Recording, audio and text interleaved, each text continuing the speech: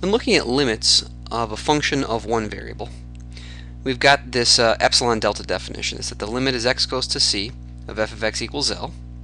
What this means is given any epsilon, you can think of this like the tolerance in the range, there is a positive number delta.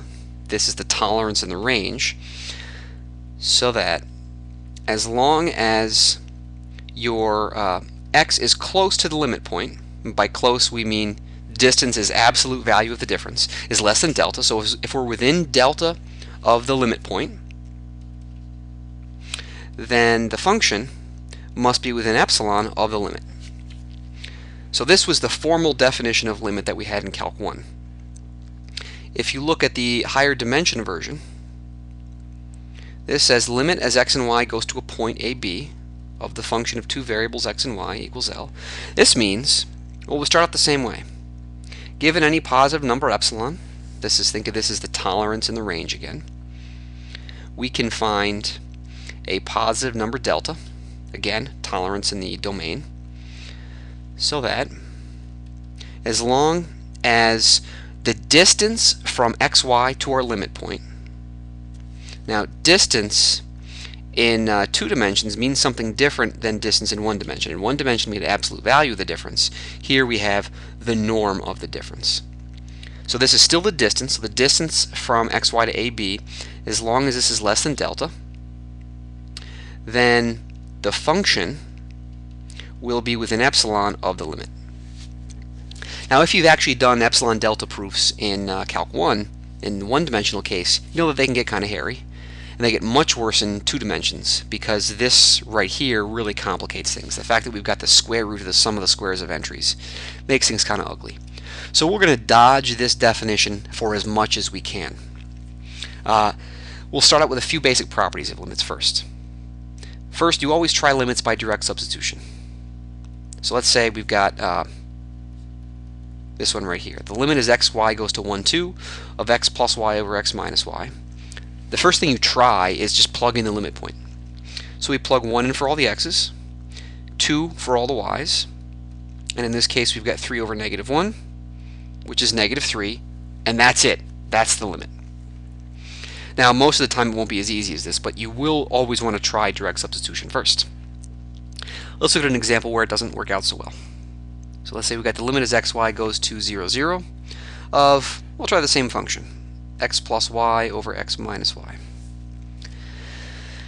So remember, in functions of one variable, we've got to worry about the direction of approach. We've got to make sure that the limit as x goes to c from the right, is the same as the limit as x goes to c from the left.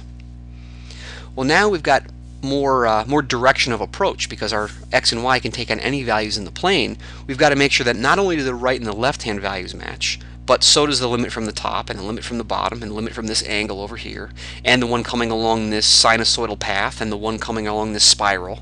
They all have to have the same limit, no matter what the direction of approach is. So, well, the first thing we do is we try this by direct substitution. We plug 0 in for x and y, and we get 0 over 0. Now there isn't a L'Hopital's rule in higher dimensions, so we've got to do some other work on this to see what's what.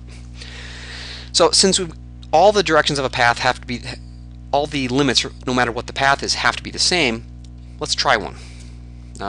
In fact, I'm going to try a whole bunch of them at the same time. I'm going to try coming in along the line y equals mx. So this is the generic formula for a line passing through the origin.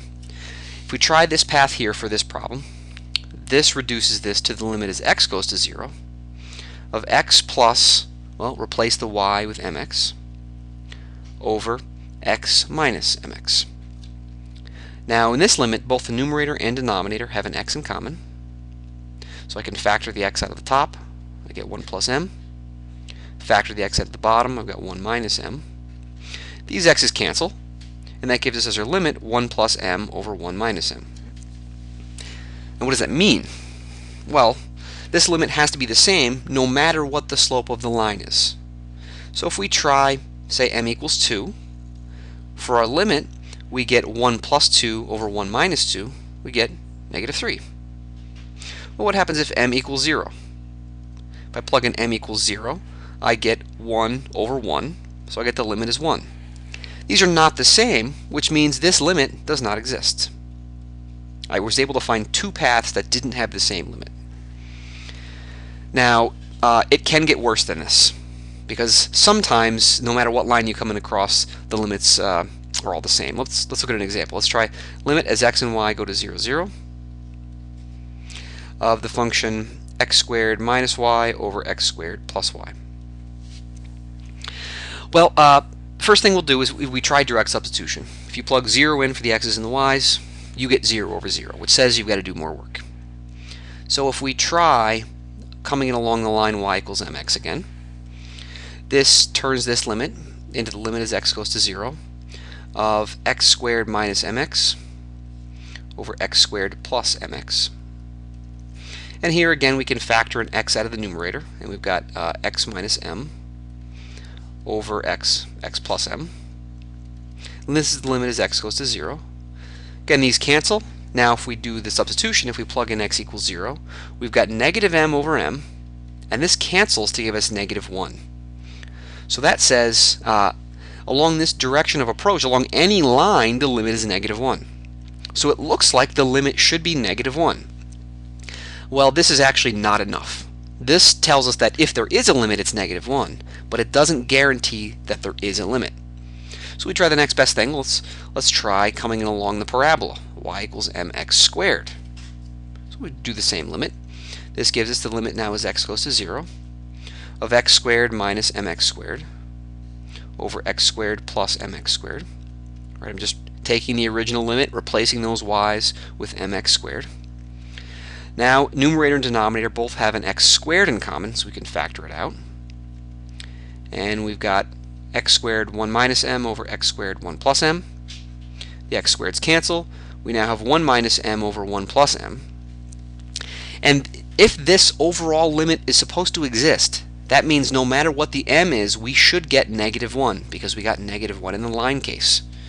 However, if you try m equals 1 on this, we get 0. So that says we got two different limits on here, so this limit doesn't exist.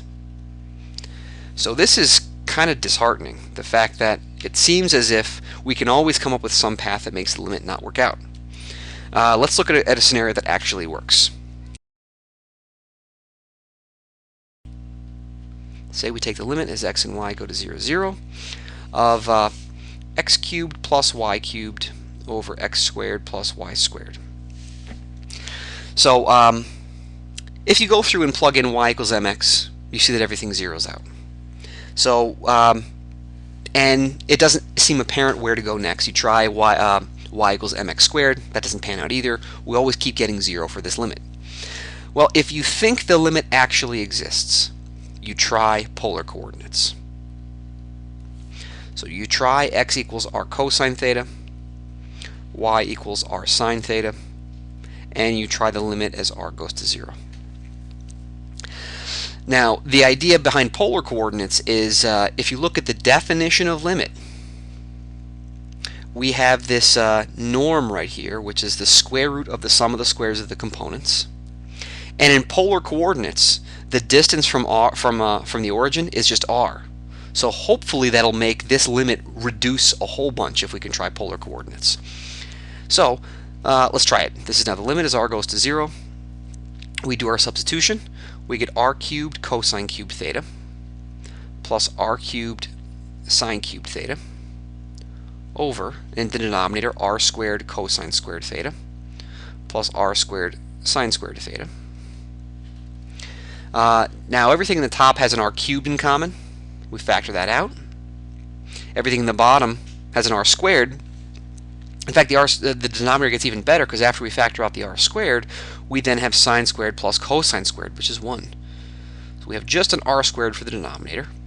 And for the numerator, we have r cubed cosine cubed plus sine cubed. Okay, so these r's can reduce, and we've got the limit as r goes to 0 of r times cosine cubed theta plus sine cubed theta. Okay, now this sine cubed plus cosine cubed, the biggest this ever gets is 1. The smallest it ever gets is -1. So we have this thing which is bounded times this function which is going to 0, so this whole thing goes to 0. So that cinches it. That says no matter the direction of approach, this limit is 0. Now, three-dimensional limits are completely analogous, although in 3D, when you're convinced the limit exists in 3D, you might try spherical coordinates. But other than that one change, 2 and 3-dimensional limits work more or less the same. So next time we're going to generalize the concept of derivative for functions of more than one variable.